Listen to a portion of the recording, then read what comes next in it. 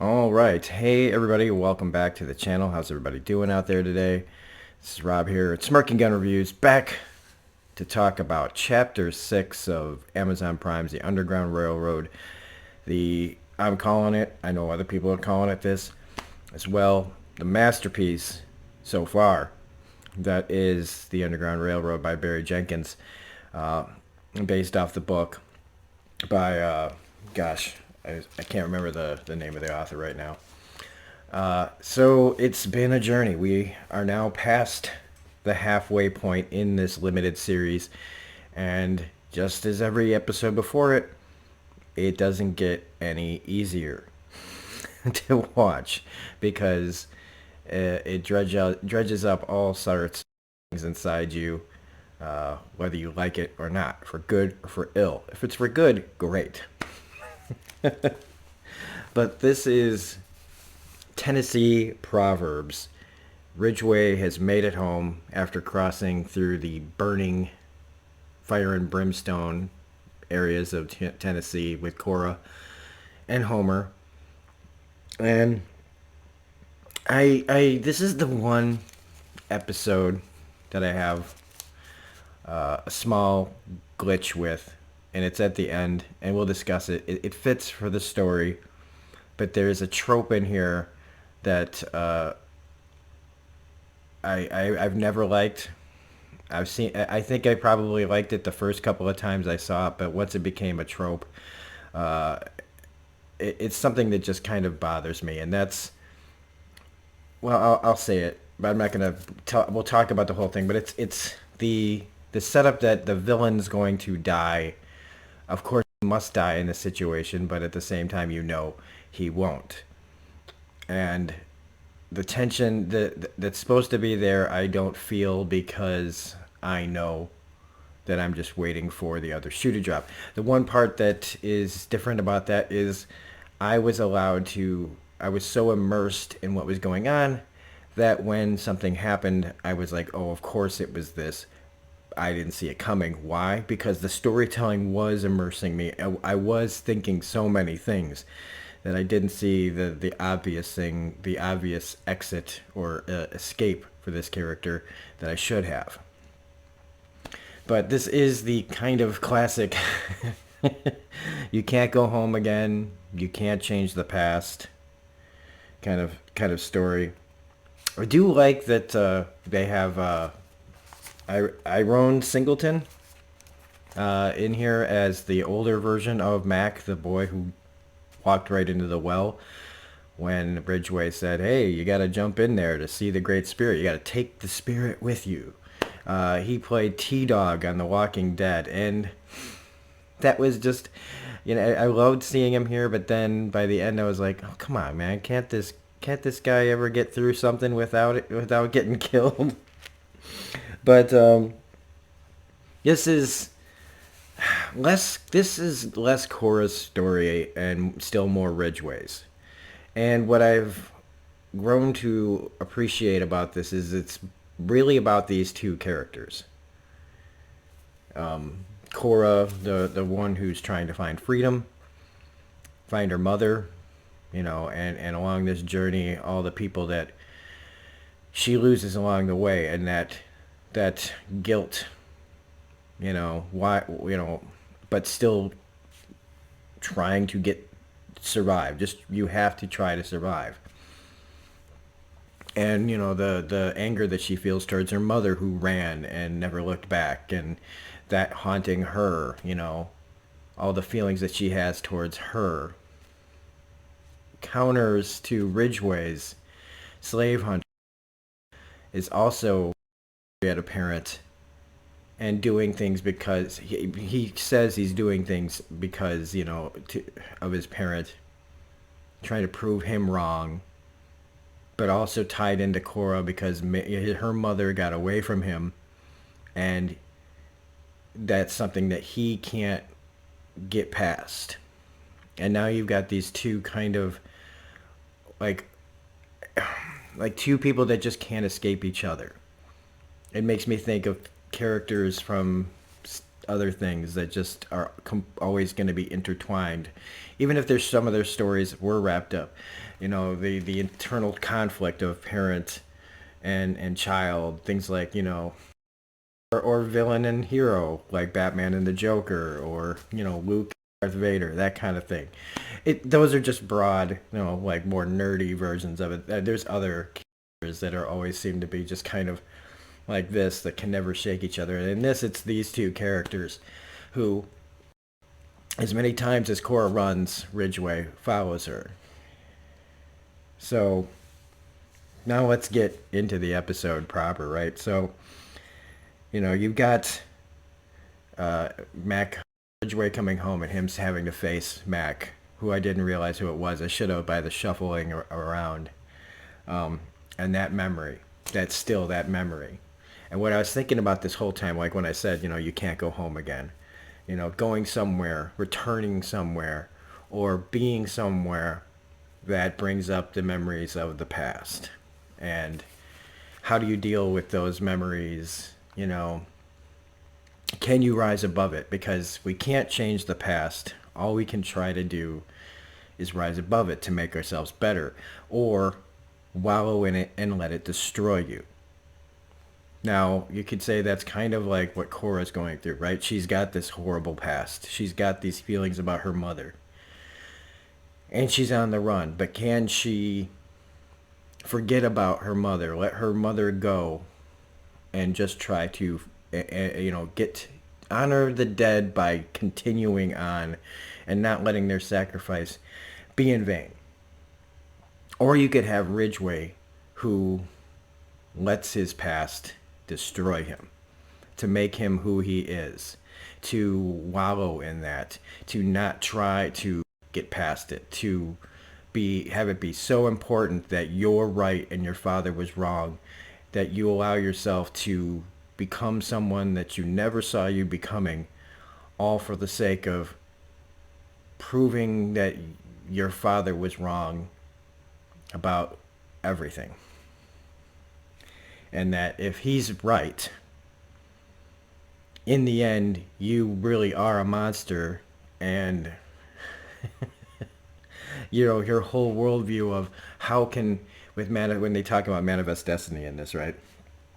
About how if manifest destiny isn't real, if, as he puts it, like not finding, talking about like trying to find Cora's mother, you know, turning over every rocket stone, and she's laughing and everything, and it potentially, you know, fucks up his worldview to acknowledge these things. Now, it made me think about that for myself, because I've got like unresolved parental issues. I think a lot of people do. Not everyone, but a lot of people do. I myself haven't seen my mother in almost 20 years. And she's in the cult that I left. She's come and gone. She has left and come back several times to this. And me and my siblings, we don't think very highly of her. And I always think about, and this is what I was thinking about watching this was, you know, what would I say to her if I see her again? Does it matter? Do I need to? Should I just let it go? Do I need to let it go? Because if you don't let it go, you can turn into, Ridgeway's an extreme example, right? But it can consume you. These feelings that you have that, prevent you possibly from moving forward in your own life if you let it drag you down. And it really made me think that all these feelings that I have are pointless. They have partially gotten me to where I needed to be, but at the same time, I can tell that if I concern myself with someone who's not concerned with me, and even if they are, if I allow that to keep going, if I'm always trying to prove something to someone who doesn't really matter in my life, then I'm preventing myself from becoming who I can be. And that's a powerful thing that this show can shake up inside you, because it shook it up in me, and it made me realize that I have to forget. I have to not even think about that, because even if I did, it wouldn't give me any kind of real closure. It wouldn't be like how I would see it in my head. You know how a lot of people, we play these scenarios in our head of, if I get the chance to face the person who's wronged me, parental wise or something. Like if your parent is done, and you have those fantasies like, oh man, next time I see them. But really, when you know that person doesn't care, and you go there and you expect them to respond to your, hey, guess what? You really did this, that, and the other thing. When you realize that after you say those things, after you approach them with that, and you can accept the fact that in the end, it's not going to affect them. It's affecting you. Who's this really for? And wouldn't it be better to put that emotion and energy into more positive things? Positivity that I'm trying to maintain in my life right now. And so that feeling that I got from this made me love this episode, because it is important to understand where you came from, but also not let it destroy you. If you don't believe in something that your family believes in, it's okay not to. But you don't have, because you don't feel it doesn't mean that there's something wrong with you. Like Ridgeway has allowed it to make him so angry. Not just about that, but feeling lesser than, seeing him be closer to Mac, who's black. How can this, it, as he likes to keep calling black people, how can it be more important? How can it be more admired by my father than myself? And it's just really, first off, Edgerton's acting in this episode is really, really, really good. But I mean, as soon as he gets there, he's regressing. He's walking around the basically kind of like the shadows, the place is already a memory. There's no work going on. There's no light there. Nobody's maintained the wife's grave. It's just Mac and the old man, and they're waiting for him to die. And it's just, you can tell the stark difference between then and now. And, we don't even see older Ridgeway until later on in the episode. And it really does feel kind of like a haunted house, with just little Mac there as the caretaker. I thought it was interesting when he takes Cora and Homer to have a supper, and Homer starts singing at the table, like Jasper. It was the first thing I thought it was Jasper. I was wondering why. I first thought it was Cora singing under her breath. Like was just going to start behaving like Jasper because she'd given up, because she had been broken, right? She's not as broken as I thought. But I thought it was really interesting that Homer's the one that had to be pulled from the table and sat aside and say, mind your manners, what are you doing? And it immediately changes from when Ridgeway does not get he went there to have a proper supper with his current family situation. It's Cora and Homer and him. And at first it starts with 3 stews, 1 bottle, 2 glasses, to just the whiskey.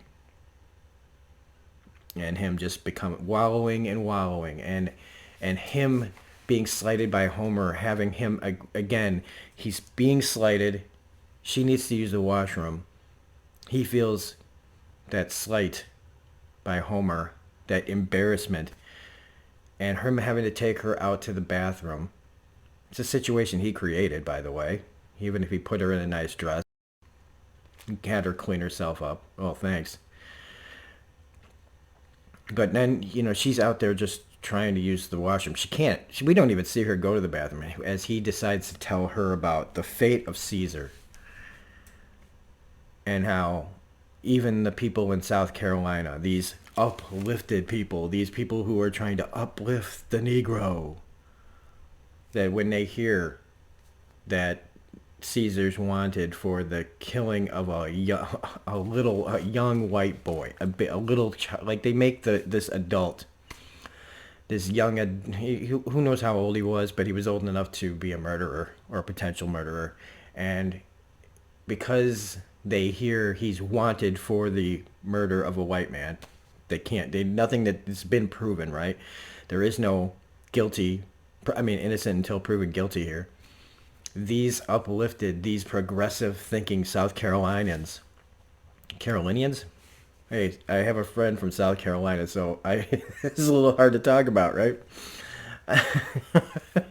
But in this story anyway, these South Carolinians who are trying to, well, not really, right? They're as horrible as everybody else, but they think they are above, like, Georgia and what's happening in Georgia.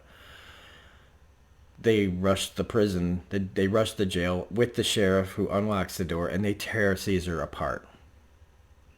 Literally rip him apart. And we don't have to see it. It's all described really well by Ridgeway. So the writing in this episode, just fantastic, by the way. In this whole series, the writing has been fantastic. But just the descriptiveness of not just the scene of what's happening to Caesar in it, but the way Ridgeway tells it.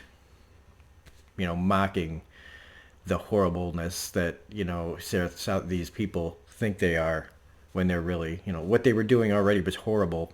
But he's even pointing out that these people that are supposed to be so progressive, as soon as they hear a white man is dead, just one white man is dead, they go bananas, they turn savage. And it's like when you hear about how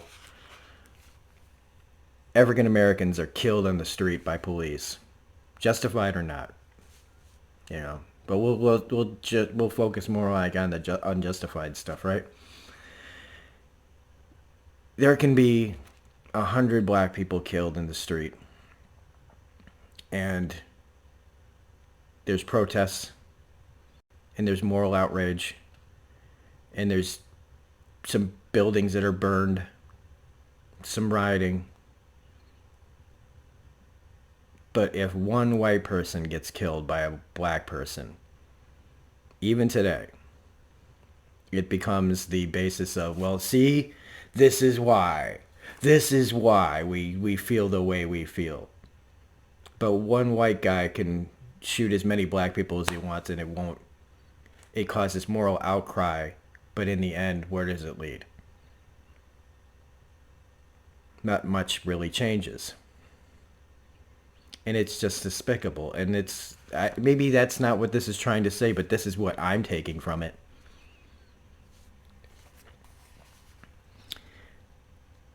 Just in the fact that he just is always so cruel to any slight. This is his reaction to Homer, having bad table manners and getting drunk. But every single time, if you notice, anytime somebody throws something in his face or makes him feel embarrassed, he reacts like a child.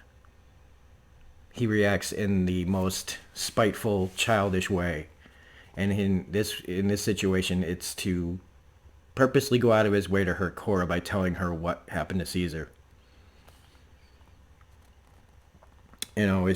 So he goes back drunkenly to his father's house to confront him on his deathbed. Just tell me the Great Spirit isn't real. Just say it. And the only thing he gets out of him is, I should have done more to raise you from a boy to a man. And he doesn't say anything else after that to him. And Ridgeway, hearing that that's his last words, you can hear that he starts to go through the death rattles. He leaves the room with Cora. He's terrified. You can see it on his face.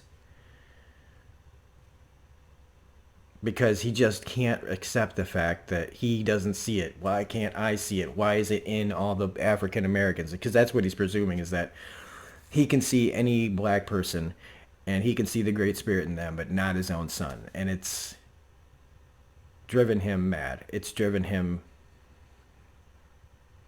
to become this evil thing. And he is evil, by the way. Some people will say, well, he wasn't, he allowed himself to become this way. It didn't, he had issues with his father. His father had issues with communication. His father had issues dealing with things like after his mother's death. You can tell that the mother was the anchor for these two men. But his father didn't make him evil. He was just not that great a dad. A dad who didn't know what to do. And that's not an excuse for the father.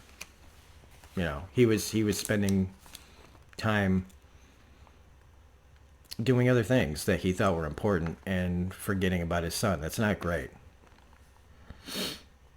But we have to face our choices, and Ridgeway hasn't faced his yet. He's still trying to blame his father for how he turned out, because he's just a scared little boy trying to prove something to his father. To destroy his father's way of thinking because he can't see it. This leads to where Cora is freed in the middle of the night, which is by William Jackson, who had a little brief not even an introduction on the road. He plays a character named Royal. William Jackson is famously played Chidi Adagonye on The Good Place. We did a series review, like a series finale review on the channel if you want to look that up. It's one of my favorite shows. And he is such an excellent actor. He has not really gotten to do anything here except that him and two other men sneak in while Ridgeway is passed out, blackout drunk, and they quietly get her out. Now, they do what starts out as the smart thing. Cora turns back around. She says, this man cannot be allowed to leave this house. As long as he's alive, I'm not safe. So they, after asking her if she understands what it means to kill a white man, which is, again, what we've talked about here, they go in to finish the job. Now, this whole time I'm thinking, well, this is just not going to happen. I want it to happen.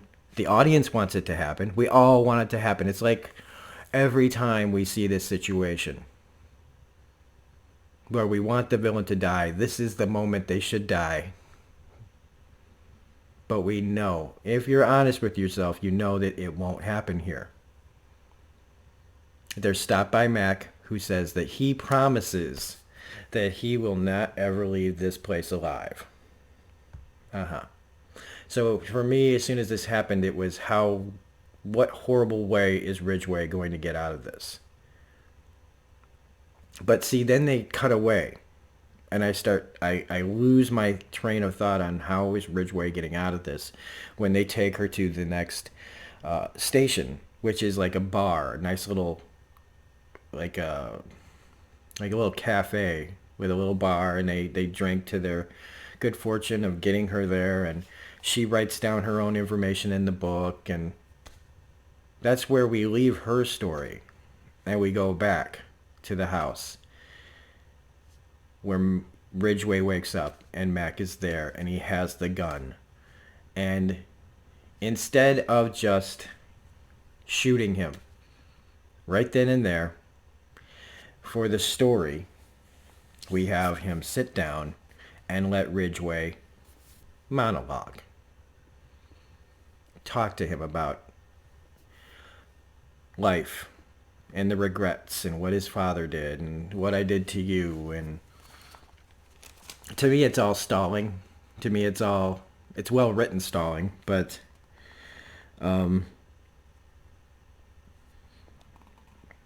he's like, it first starts with bargaining, right? I will sign the deed over to you right now. And he's just like, well, it's not yours to give. You can't give me something that's not yours, you know. And that your dad wasn't trying to hurt you. And then he starts trying, and as soon as he turned, like, he tried to, like, do the, I was jealous of you. I did all these terrible things. I always felt sorry about what I did with you at the well. And he's not begging. He's saying it really well, by the way. He's never begging. He's just straightforward talking. Which I love that part. No blubbering. He sounds like a man who's trying to face the situation. And I think he is. But see, in my brain, I was thinking he's just waiting for his moment. And maybe he was that too. Because, you know, after he's asked if he paid his respects, he's like, well, just give me one whiskey. And again, the story wants this is going a certain way. So I feel like Max should have just shot him right there. No more whiskeys, no more nothing. But the story needs Ridgeway to live. So Mac goes to get him the whiskey. And it also needs him to, because it needs him to go out of this room because they want to show us the moment that the candle that goes out, the great spirit, the fire that Mac has had.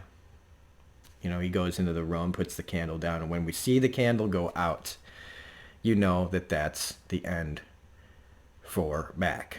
Because we see Homer come in, and I was like, oh, God damn it. I forgot Homer the whole time because I'd been so caught up in what the show is making me think about and feel.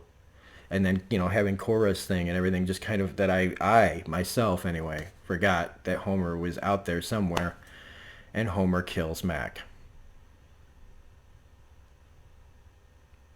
I thought it was going to be Ridgeway who'd gotten out of his cuffs. Like, you know, did something to his hand or something, you know. But it was really quiet in the house, and I love the sound design, too, where it's just every little creak and crack. You would hear probably him trying to get out, because it's so dead silent in that house otherwise. But Homer comes upstairs, and well, first he blows the candle out after it gets relit. And, at this moment, you know, when Ridgeway has Homer sit down and they share a whiskey, it's like the great spirit of that was in this house is gone. And now that's all that's left is this evil man who will never stop hunting Cora or her mother. And his journey home really didn't give him the answers he wanted. But now, you know, I don't know. It's just this kind of, now the house probably really is haunted. But it's just a continuing really sad story of these characters, and I just appreciate every single second of it. And I can't wait to get into episode 7. Not doing it today, but we'll be continuing our episode-to-episode reviews of the Underground Railroad. So if you like what I'm doing here, don't forget to subscribe to the channel. We are close to 2,000 subscribers. Don't forget to hit the bell for all notifications, all that jazz. Otherwise, this is Rob saying have a great day. Be good to each other, and we'll see you on the next video. Bye.